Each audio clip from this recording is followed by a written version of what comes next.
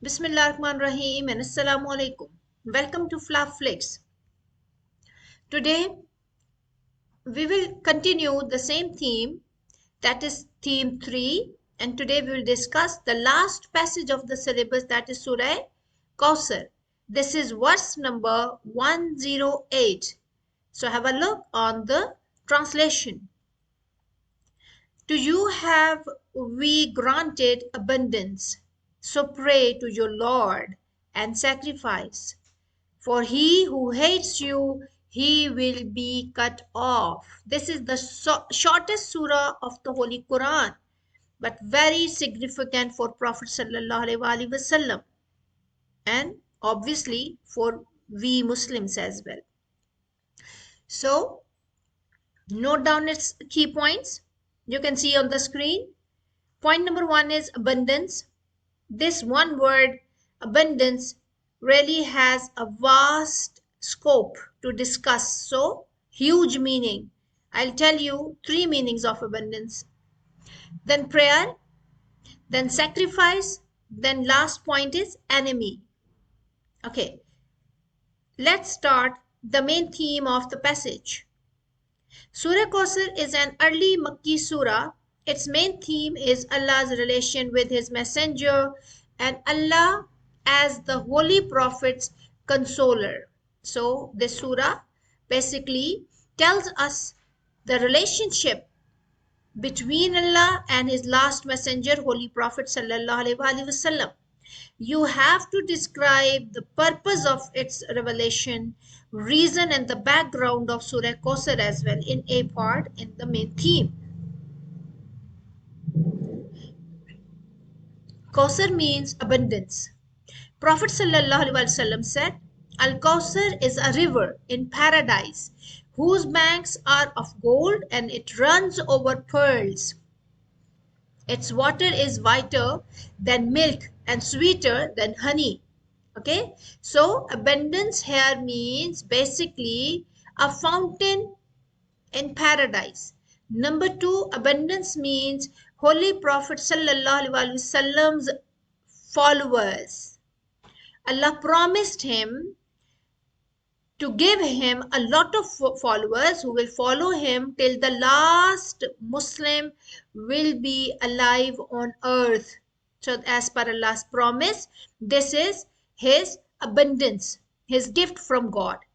Why? Because reason of the revelation is, or reason of this surah is, when Holy Prophet Sallallahu Alaihi Wasallam's second son died in infancy, Quraysh people started mocking or taunting the Prophet Sallallahu Alaihi Wasallam, and they said, you are abtar, you are cut off from any future hope. You do not have any male child to continue your lineage or your family tree. So Holy Prophet Sallallahu Alaihi Wasallam became depressed or upset. In order to console him, Allah Almighty revealed Surah Kausar on him, in which Allah promised him to give him abundance. Abundance means a lot of followers who will continue his name and his mission. Abundance means his lineage will be continued through his daughter Hazrat Fatima, unlike other people. Our lineage continues through sons, but Holy Prophet Sallallahu Alaihi Wasallam's lineage is continued through his daughter Hazrat Fatima. Then the third meaning of abundance is fountain in paradise. Okay, so Allah will fulfill his all promise as he fulfilled his followers' promise here in this world, and continuation of the lineage through Hazrat Fatima. Okay. Now this passage was revealed in order to console the Holy Prophet after the death of his second son, who also died in infancy. From this, the Prophet ﷺ received mental torture from his enemies, by which his grief reached to the extent. Consequently, in this passage, Allah consoles the Prophet by giving him the glad tidings of greater overflowing rewards here in this world and in the hereafter. Allah also ensures the Holy Prophet that he will take revenge on his enemies who had been taunting him of no more future hope. So Allah told the Prophet, and he said, your enemies will be cut off from any future hope. In return for the blessings bestowed on the Prophet sallallahu alaihi wasallam, Allah has also given the duty of thanksgiving. For thanksgiving, Allah orders the Holy Prophet sallallahu alaihi wasallam to turn to Him alone and sacrifice. In this verse, Allah tells the Prophet to pray to your Lord and offer sacrifice. Quran says, say truly my prayers and my services of sacrifice, my life and my death are for Allah Almighty, the cherisher of the worlds. The passage also delivers that these blessings and duties are not only for the Prophet, but with reference to the Prophet, they are for his followers too. It means if we suffer in this world because of people's taunt, uh, and when especially when they make hurdles in our lives, so we should not lose hope, we should not feel any sadness, we should turn to Allah alone. Like Prophet sallallahu alaihi wasallam asked Allah Almighty for help and support, and Allah showed him his guidance. Okay, so now we will start the significance of the passage. The passage is important in a manner that it helps us about God's help for us. We should learn about Allah's blessings on us, and we should know Allah is always there to help and support us in difficulty, in good times, or in our hard times. Firstly, we analyze that in our hardships, Allah surely helps His servants to cheer them up. Like Allah consoled Prophet in the difficult times.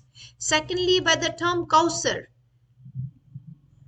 which means good in abundance, we learn about the plentiful blessings by Allah Almighty for us, which are in physical and spiritual form. Spiritually, it is the spiritual enlightenment, guidance, revelation, prophethood, knowledge of God, truth, etc. Physically, it is the fountain in heaven that is made for the prophet, but those in prophet's followers who follow Sharia rigidly or religiously or regularly will also be blessed with its water through prophet's palms.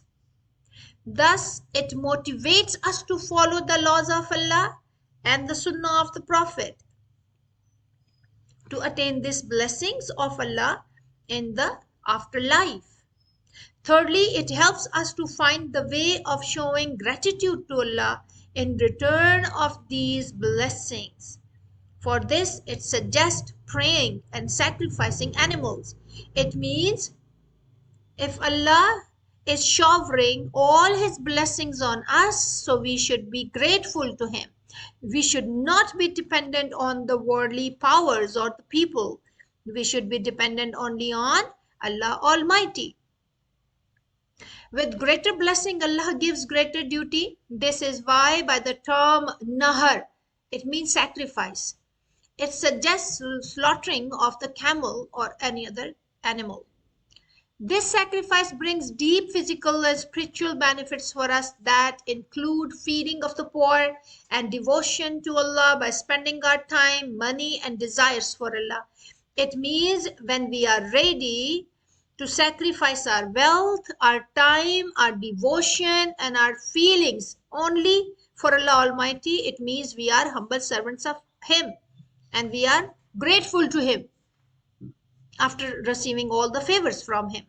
Lastly, there is the curse of non-fulfillment of hopes and evil desires for the enemies of the Prophet for all time to come.